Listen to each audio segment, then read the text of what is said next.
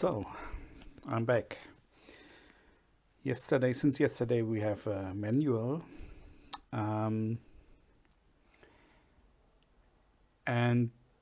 well, it's not terrible detailed, but I think it's good enough for a start.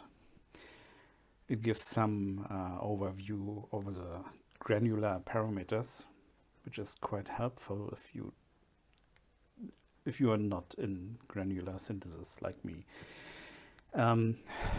What was my biggest problem, or still is, all these parameters are like in percentage. So what's the meaning of a window 100%? For me it was like the whole sample, but that's not true. Maybe we can go over it quick. I'm not sure if I'm always 100% correct, but then it's still in a different window. I've made a little patch here, which is just a sample from one note of a piano, of our piano, and the lower notes are sounding quite nice. I know that's not a sampler or multi-sample, so the higher pitch notes, well, sounding like if you pitch up a sample. They are shorter, and I mean it's okay if you sustain the note.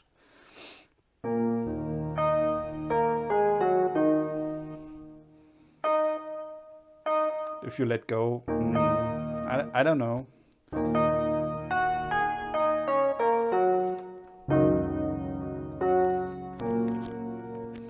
Okay. Checking computer, yeah, it seems to record. Pitch, of course, is pitch. It's maybe not so bad to detune a bit. Well, level, okay, it's a level. Beat sync, we don't need that here. Well, the beat sync means how much grains are produced in a time slice. So if beat sync is off, it's meant I don't know, how frequent they are generated. And so when we beat sync, I think we have to skip to the density. I think then it will be clearer. So the density says the amount of grains played per second. Lowest end, 1 grain per second. So if I turn that back, I have to level this down. I think I have also a sine wave here. Okay. So that's only 1 grain, which will also interfere with the window and stuff. But if I raise the grain, we get more from the sample, and it starts to get louder.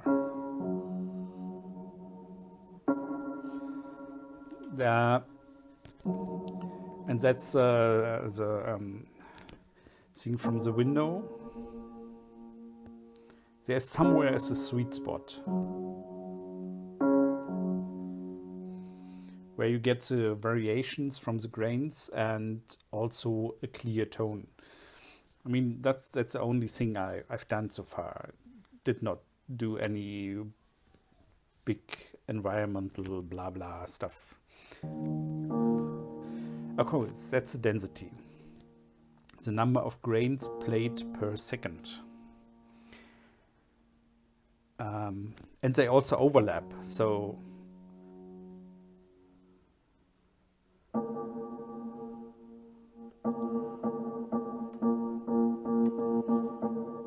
And that's why it sounds weird when you get to 100%. But all these 100 and percentages, they all act different if the sample is longer or shorter. So that was something I couldn't wrap my head around. And so it will still be always finding the sweet spot, like in every synthesizer. Okay. Next is grain size. Also 100%. What does 100% mean? And according to the manual, it means 0 is about 20 milliseconds. Then 1 grain is 20 milliseconds of the sample. So if the sample is 1 second long, 2 seconds long, it's 100. It's 1% of it. So it's also dependent from the sample length. And 100. So now we have 20 milliseconds, 1 grain. And if we up it to 100%, it's meaning 1 second grain size. Okay, window. Same here. 0 means it will always pull from the same position in the sample. And if I stretch the window, we will get a mix from grains from different positions. The moving is part of the next parameter. And here they say window is a few seconds around the current playback position. A few seconds. Why don't they say 2 seconds or what it is? I don't know. Maybe it's, I don't know. We have to check with a longer sample. Okay, next, jitter. Jitter is the amount which the grains will miss the actual calculated spot. It's like in randomness.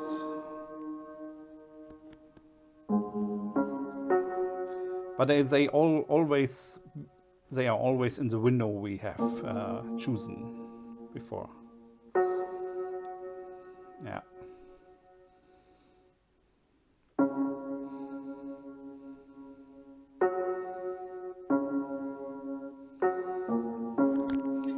I don't think it's quite useful in this with these very short samples.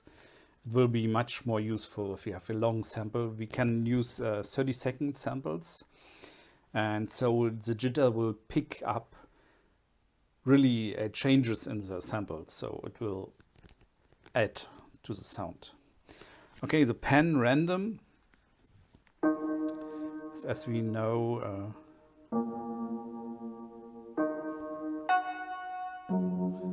will pan the samples or the grains left to right. That's also for the short samples not very convincing.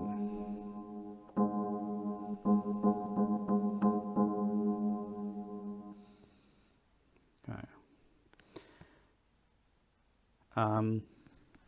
It's also something which works better with longer samples, I think. I don't know. Okay, play mode. I choose moving here to get some variation. If it's fixed, the window will always be at the same position. So we don't go to the release here from the note, from the sample.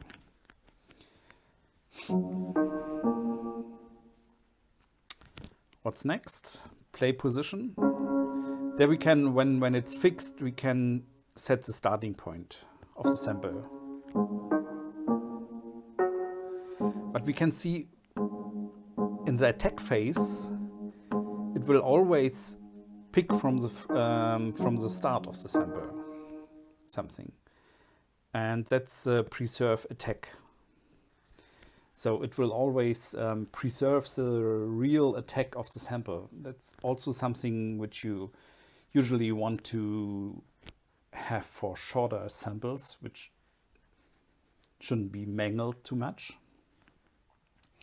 But I think you can also do some interesting stuff when you have a longer sample for environmental and stuff. Then the attack phase can sound quite different. Then you can have a tone there, and then it will go into something static. Blah, blah, blah, blah. I don't know. Okay. So that's the play mode. Fixed and moving. You can see the window now moves at a certain speed, which we can pick here. And this one goes to 200%. So the window is moving faster. This one is moving, not moving. Okay.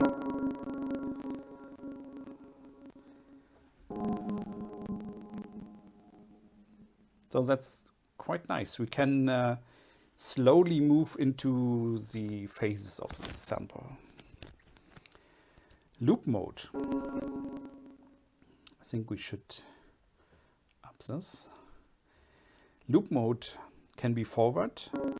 So I don't have enough samples here, and the envelope is also. But you see, on the end it will start at the beginning, go forward. And for ambient stuff, we can also choose bidirect. So the window will be reflected at the ends and start moving left and right. That's stupid for this sample, but in other patches it is well used. Okay, the preserve attack we already, or I already mentioned. The pattern will choose for every grain it plays. It will choose also one with 1 octave or in the fifths together.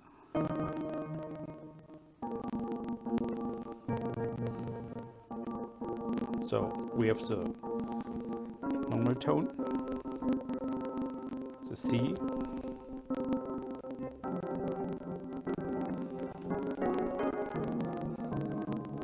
so that's also a nice thing to thicken up the sample. I think it is implemented because it came with no cost to just duplicate the sample and to other stuff. Okay, detune. Detune the range of pitch deviation from the trigger that may be used for each grain. Well, from 0 to 100, and 100 means 1 semitone detune. So that's how much the grains are detuned between another. So I'm not sure if it works for this.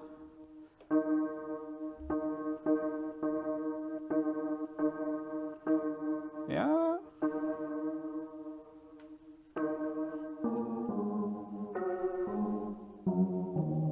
Oh, it's not nice and not bad.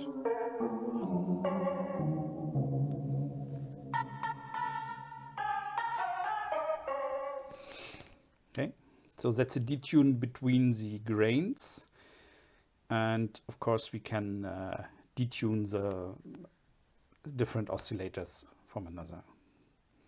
Surely. Okay, so yeah, this little overview opened some more ideas for me. Also, I'm now working on the modulation part. I tried something, can have a look. I can't type on this thing, so I mostly try to type and then I end up with some weird stuff. So eerie pitch, I don't know what it is.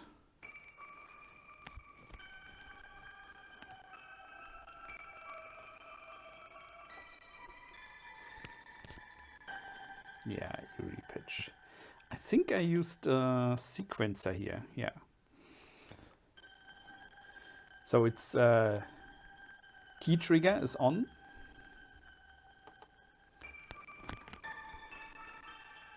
So every key press, it will start again to change the pitch a bit.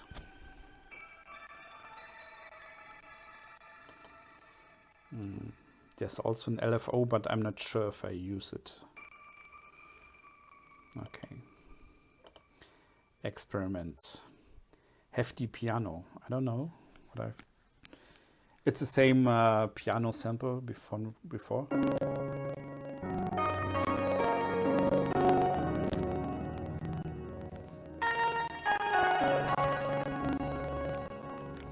Sounds quite nice, at least at these hold notes or sustained notes.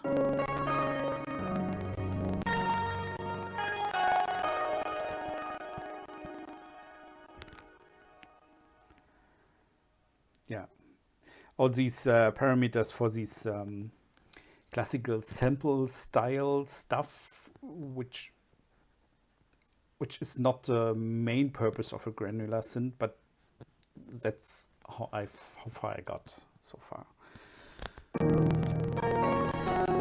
I mean, I don't have a sampler besides my drum machine, my Electron Rhythm, but well, it's quite nice to play it chromatically.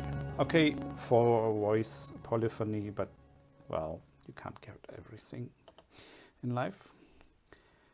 My crappy hay. Oh, okay. I don't know. It's also some piano sound and some birds in the background.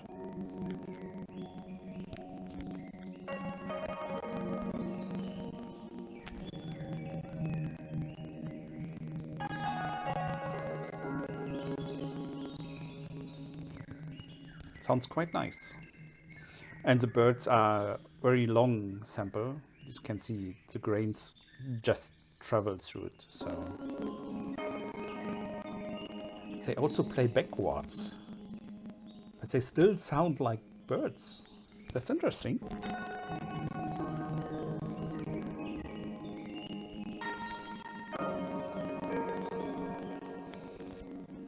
Yeah, nothing I could do with my other synths.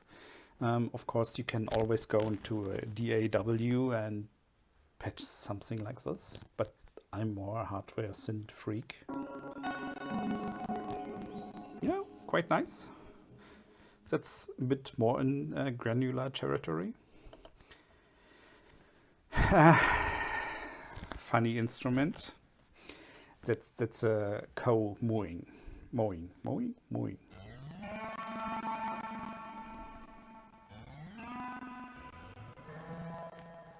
I don't know, experimental.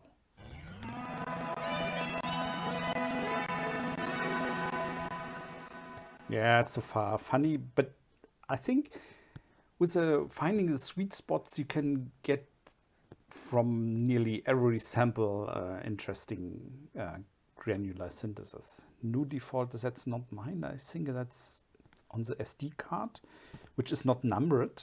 I don't know.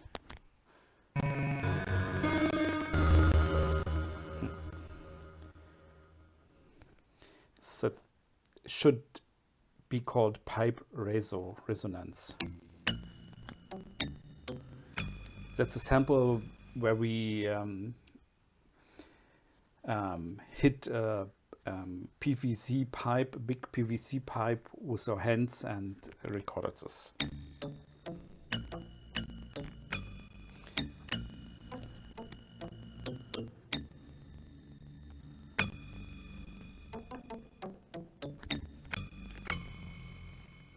think with some more granular love, it can be a nice sound. Okay, that's the birds again. Interestingly, it's a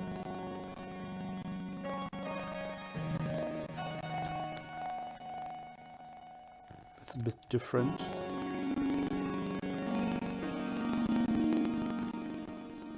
Tonality-wise, different. Sproing. That's some kind of spring we recorded.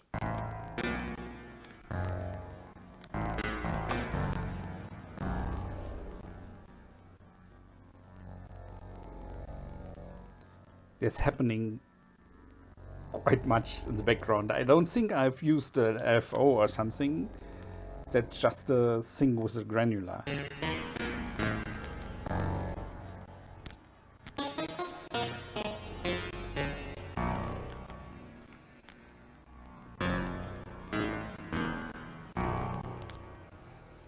Okay. Test mistyped on these little piffy, I don't know. I think it would be much easier if we had the click encoders here. Then in this keyboard you could do Y, X, Y and click for, I don't know. It's too small, the screen for typing for me. Let's see what it is. That's my bike bell.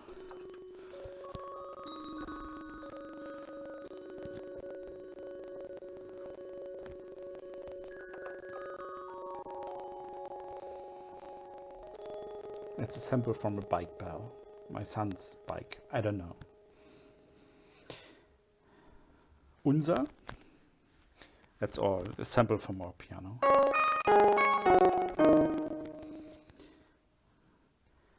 Wood xylophone. It should, but I gave up. That's a.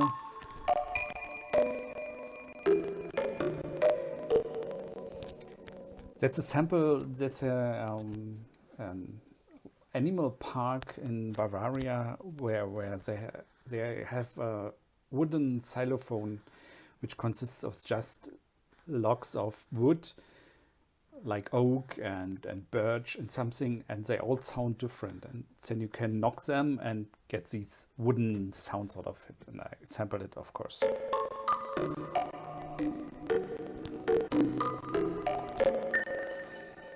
Well, that's more sampler thing I get, I think. But if you put there, I don't know, some grains, some sample under it, I think. Yeah, I feel I touched maybe 20% of the synth. I don't know. I'm curious what I can do with my more own samples and with some modulation. Yeah, so far I didn't look in the real long and ambient stuff.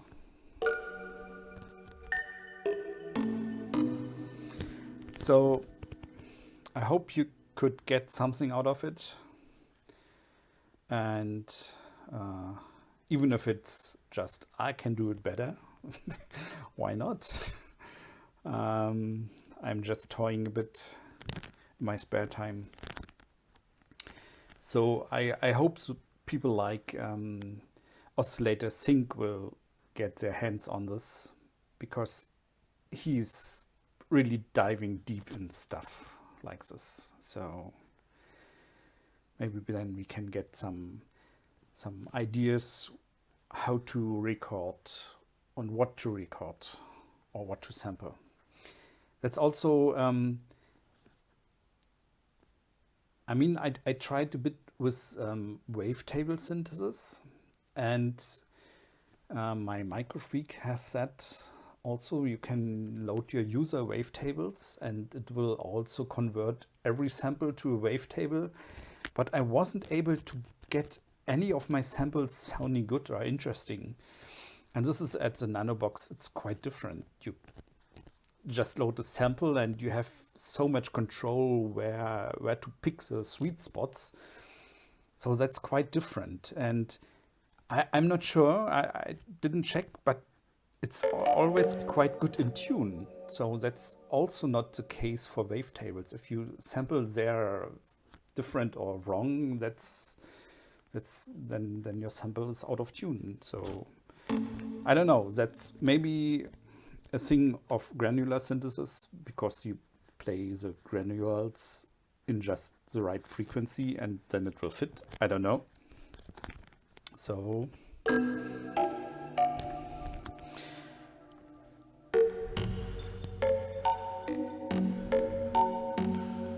okay, that's all for today.